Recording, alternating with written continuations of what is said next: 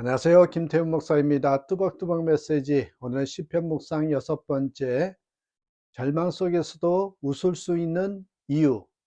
절망 속에서도 웃을 수 있는 이유. 시편 6편 1절에서 10절의 말씀 가지고 함께 뚜벅뚜벅 걸어가겠습니다.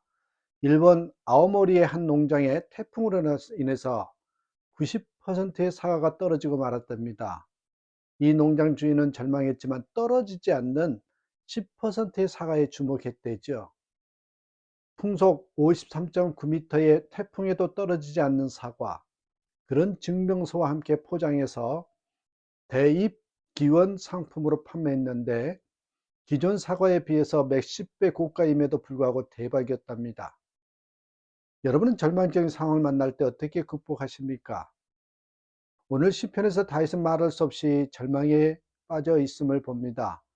2절에서 여호와여 내가 수척하였사오나 내게 은혜를 베푸소서, 여호와여 나의 뼈가 떨리오니 나를 고치소서, 그렇게 탄식하고 있습니다. 7절에서는 내 눈이 근심으로 말미암아 쇠하며 내 모든 대적으로 말미암아 어두워졌나이다 라고 고백합니다.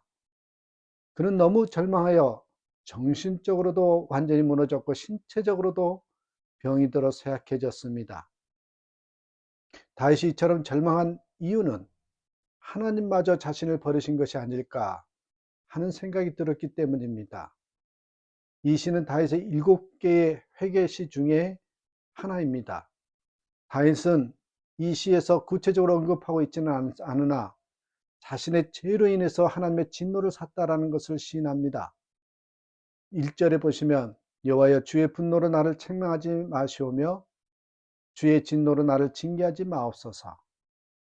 하나님의 진노를 경험하면 영원히 하나님으로부터 버림을 받은 것 같습니다. 며칠 전 조카랑 몇 시간 함께 어디를 다녀오는 시간이 있었습니다. 그 조카는 브라질에서 3년 동안 중학교 시절을 저희와 함께 보냈습니다. 그때 제가 우리 큰아들을 혼냈던 것을 봤다고 합니다. 너무 무서웠답니다. 이모부가. 옆에서 본 조카가 무서웠다면 제 아들은 어땠을까 생각이 들었습니다. 지금은 그 아들이 미국에 가 있습니다. 미국에 가기 전 아들에게 과거에 혼냈던 것을 용서를 구했었습니다. 그랬더니 그때는 정말 무서웠다고 하면서, 하지만 그때 아빠의 상황이 그랬던 것을 이해한다면서 걱정하지 말라고 하더군요. 육신의 아버지도 이런데 하나님의 진노는 우리가 어떻게 감당할 수 있겠습니까?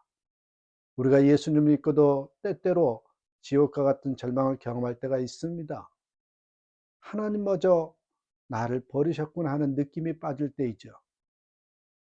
이런 분이 계실 겁니다.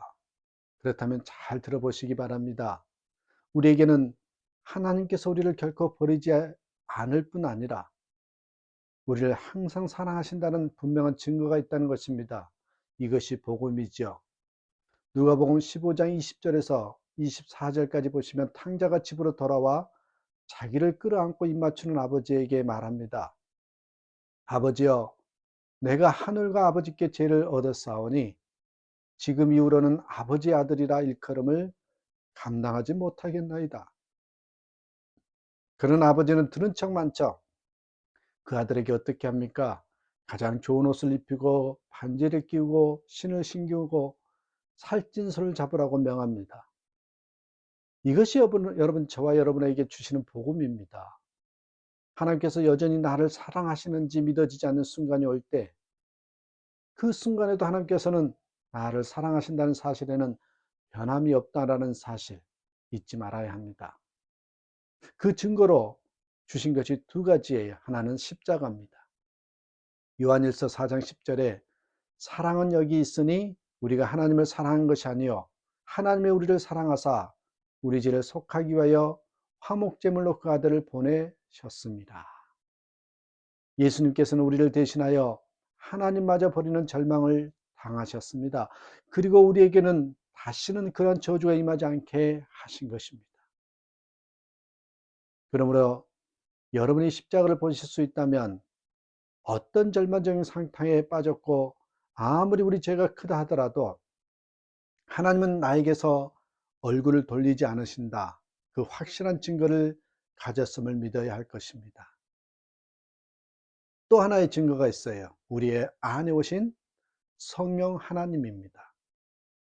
요한복음 14장 6절에서 7절에 내가 아버지께 구하겠으니 그가 또 다른 보혜사를 너희에게 주사 영원토록 너희와 함께 있게 하리니 그는 진리의 영이라 세상은 능히 그를 받지 못하나니 이는 그를 보지도 못하고 알지도 못함이라.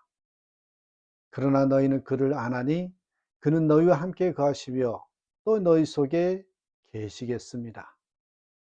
성령 하나님께서 우리에게 오셨습니다.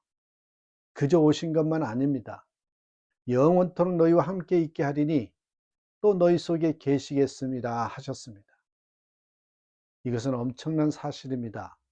여러분, 하나님께서 우리를 결코 포기하지 않으시겠다는 확실한 약속이요 증거입니다. 에베소서 4장 30절에 보시면 하나님의 성령을 근심하게 하지 말라. 그 안에서 너희가 구원의 날까지 인치심을 받았느니라. 우리가 하나님의 뜻대로 살지 않으면 마음이 괴롭습니다. 여러분 그러시죠? 그것은 우리 안에 거하시는 성령님께서 근심하시기 때문입니다. 여러분 얼마나 감사한 일인지 모릅니다. 성령님께서 근심할지언정 떠나지 않으셨다. 성령님께서 내 안에 계신다라는 증거입니다. 죄로 인한 절망이 두려운 것은 기도할 힘도 빼앗기는 것입니다. 그러나 상황이 절망적이고 하나님도 나를 버렸을 것 같을 때 더욱 기도해야 합니다. 다윗이 위대한 믿음의 사람이었다는 것은 그가 그 절망적인 상황에서도 기도하였다는 것입니다. 여러분 절망적인 상황일 때 기도하는 거 쉽지 않잖아요. 4절에 보십시오. 여호와여 돌아와 나의 영혼을 건지시며 주의 인자하심을 인하여 나를 구원하소서 하면서 간절히 기도합니다. 6절에서는 내가 탄식함으로 피곤하여 밤마다 눈물로 내 침상을 띄우며 내 요를 적시나이다. 그런데요, 기대밖에 응답을 받습니다. 8절 보십시오. 악을 행하는 너희는 다 나를 떠나라. 여호와께서 내 울음소리를 들으셨도다. 9절 여호와께서 내 간구를 들으셨으며 여호와께서 내 기도를 받으시리로다. 10절 내 모든 원수들이 부끄러움을 당하고 심히 떨며 갑자기 부끄러워 물러가리로다. 제가 브라질에서 살다가 정리하고 한국에 왔을 때 목회자로서 많이 힘들었습니다. 다행히 선배 목사님이 본인 교회에 청년부를 섬길 수 있는 기회를 주셔서 그 힘으로 1년을 잘 버틴 것 같았습니다. 그러나 그 이후에 목회 사역을 생각하면 물론 나름 온라인 교회로 위로를 받았지만 혹시 하나님이 나를 버리신 것은 아닌가 하는 그런 생각이 젖어들 때가 종종 있었습니다. 그런데 어느 날 제가 준비하던 설교를 통해서 주님의 음성을 들었습니다. 너와 항상 함께하는 것을 너는 아직도 의심하느냐? 그러면서 어떻게 목회 사역을 할 수 있겠니? 하셨습니다. 살면서 늘 힘든 절망감이 느낄 때가 있는데 여러분 바로 하나님이 함께 하신다는 느낌이 없을 때 또 이 마음이 메말라 갈 때는 정말 절망이 들고 그게 진짜 위기라는 것을 깨닫습니다.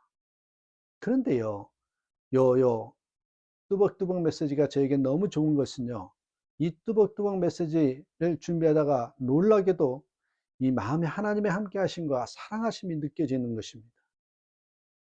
그 이후에는요, 평안함을 되찾고 삶의 자리에서 주님으로 인해서 행복함을 고백하며 살고 있습니다. 여러분 고통에 외로움이 더해지면 절망이잖아요. 그러나 아무리 고통스러워도 외롭지 않으면 얼마든지요 이겨낼 수 있습니다. 우리가 받은 복음이 무엇입니까?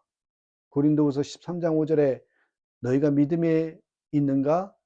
너희 자신을 시험하고 너희 자신을 확증하라. 예수 그리스도께서 너희 안에 계신 줄 너희가 스스로 알지 못하느냐? 그렇지 않으면 너희가 버리운 자니라. 예수님이 우리 마음에 계시다는 것이 여러분 복음 아닙니까? 어떤 분이 내가 사랑한 줄 알면서 나를 떠나는 것도 배신이지만 내가 여전히 사랑한 줄 알면서 절망하는 것도 배신입니다. 라고 이야기하더만요. 그렇습니다. 너무나도 확실한 하나님의 사랑을 받으면서도요, 절망하고 포기한다면 이것은 주님을 향한 배신입니다. 어떤 상황에서도 하나님의 사랑을 붙잡는 자가 세상을 뒤집는 사람이 됩니다.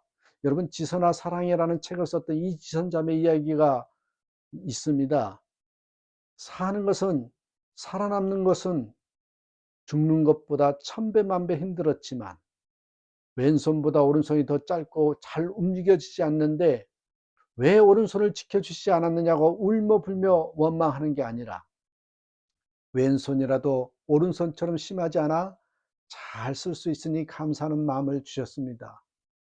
손가락을 절단하러 들어가는 그 수술실 앞에서는 더 많이 자르지 않아서 감사하는 마음을 주셨습니다. 정말 힘든 가운데서도 어제는 숟가락을 혼자 잡을 수 있어서 오늘은 또 문고리를 잡고 열 수 있어서 감사하며 기뻤습니다. 지선자매는 절망할 모든 조건을 가지고 있습니다. 누가 그녀가 절망한다고 뭐라고 말할 수 있겠습니까? 그러나 진선자매는 하나님의 사랑을 붙잡았습니다. 감사를 선택했습니다. 주님이 그를 인도하신 대로 순종하였던 것입니다. 그리고 그녀의 삶은 모든 이들을 감동케 하는 삶이 된 것이죠. 우리의 상황 때때로 우리를 절망으로 몰아갈 때가 있습니다. 그러나 절망적인 상황을 볼 것인지 아니면 변함없는 하나님의 사랑을 바라볼 것인지 그건 우리의 선택입니다. 우리는 항상 십자가와 성령님의 증거를 붙잡고 결단해야 됩니다. 내가 절망하는 것은 하나님의 사랑에 대한 배신이다. 여러분 잊지 마십시오. 절망을 이기고 승리하는 삶을 살아가는, 그래서 참으로 웃을 수 있는, 절망 속에서도 하나님의 사랑 때문에 하나님께서 반드시 승리해 주실 것을 믿기 때문에 웃을 수 있는 저와 여러분 되시기를 주님의 이름으로 축복합니다. 감사합니다.